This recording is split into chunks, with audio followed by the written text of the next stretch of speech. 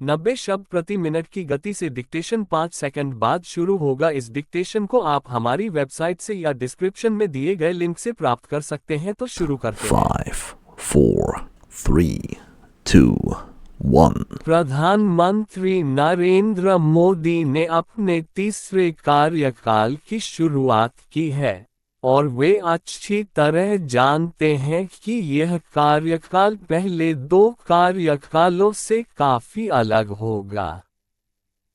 उनकी राजनीतिक ट्रेनिंग और अनुभव ने उन्हें इस प्रकार की व्यवस्था चलाने के लिए पूरी तरह तैयार नहीं किया है।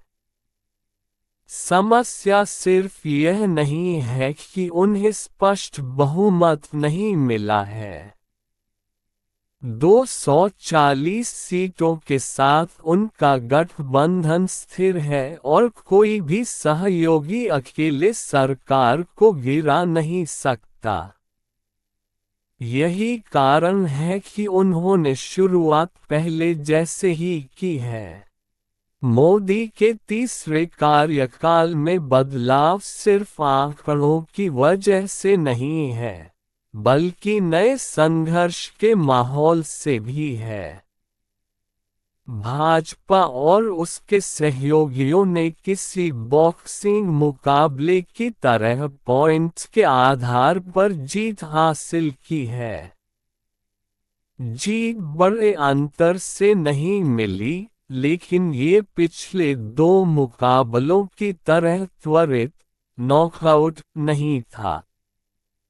प्रतिद्वंद्वियों ने भी कुछ प्रभावशाली प्रहार किए और वे भी मैदान में मजबूती से डटे हुए हैं।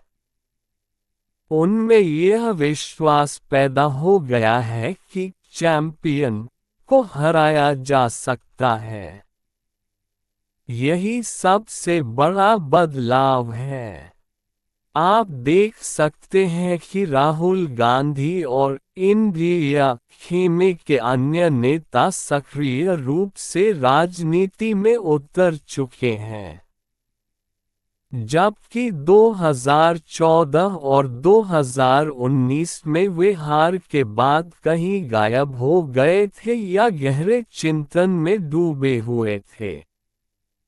2024 का चुनाव हम क्रिकेट के एक ऐसे मैच की तरह भी मान सकते हैं, जिसमें विपक्ष किसी पुराने खिताबधारी को चुनौती देने के लिए क्वालिफाई कर गया हो। यह मैच सेशन के हिसाब से खेला जाएगा। इस साल के अंत में होने वाले 3 विधानसभा चुनाव महाराष्ट्र, हरियाणा, झारखंड पहले सेशन के हिस्से होंगे। इनमें से हर एक राज्य में प्रतिद्वंद्वी उभार पर हैं। जम्मू कश्मीर को इसमें शामिल नहीं किया गया है क्योंकि उसकी चुनौतियां अलग हैं। इस सेशन के बाद दूसरा शुरू होगा जब दिल्ली विधानसभा के चुनाव होंगे।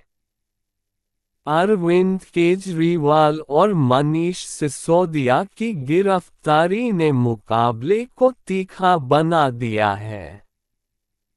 इस टेस्ट मैच का अंतिम सेशन बिहार विधानसभा चुनाव के साथ होगा, जो अगले साल सितंबर में होगा। इन 3 सेशनों में से 2 में जो भी जीत हासिल करेगा, वह 2029 के लिए बढ़त हासिल कर लेगा। मोदी ने ये कार्यकाल कई नई चुनौतियों के साथ शुरू किया है, जो चुनाव अभियान के दौरान ही उभरने लगी थीं। उनकी पार्टी को अब कई समझौते करने पड़ेंगे, जिनमें कानून बनाने के अपने नजरिए में बदलाव करना भी शामिल है। धमक और रौब के बूते अहम कानून पास कराने का दौर अब बीत चुका है। जरूरी और जायज संवैधानिक संशोधनों को भी इंतजार करना पड़ सकता है। 400 पार के नारे ने संविधान को लेकर जो आशंकाएं पैदा की थीं, उनके कारण अब सरकार को कोई भी संविधान संशोधन करने से पहले 100 बार सोचना पड़ेगा। विपक्ष से सहमति लेना एक उपाय हो सकता है, लेकिन इसके लिए भाजपा की राजनीति के बुनियादी ढांचे में बदलाव की जरूरत पड़ेगी। इस संसद के पहले सत्र से फिलहाल किसी राहत की उम्मीद नहीं है। दोनों पक्ष किसी तीखी लड़ाई में उलझे हुए हैं, जिसमें कोई भी लचीला रुख अपनाने को तैयार नहीं है, और आपसी विश्वास शून्य पर पहुंच चुका है।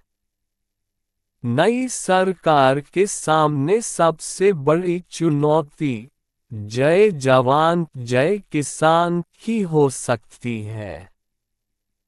मोदी ने अपनी छवि किसानों और सेनाओं के पैरोकार के रूप में बनाई है, लेकिन इस बार के चुनाव ने इस छवि को कमजोर कर दिया है।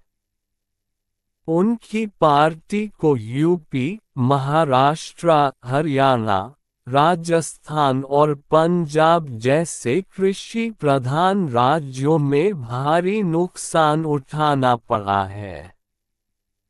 शुरुआत में वादा किया गया था कि 2022 तक किसानों की आमदनी दोगुनी कर देंगे, लेकिन यह वादा पूरा नहीं हो सका। कृषि सुधारों से संबंधित विमर्श को नए कृषि कानूनों को अध्यादेश के रास्ते लाकर और जबरन संसद से पास करवा कर बर्बाद कर दिया गया। अब क्या मोदी उन पर पुनर्विचार करेंगे और विपक्ष से संवाद करेंगे?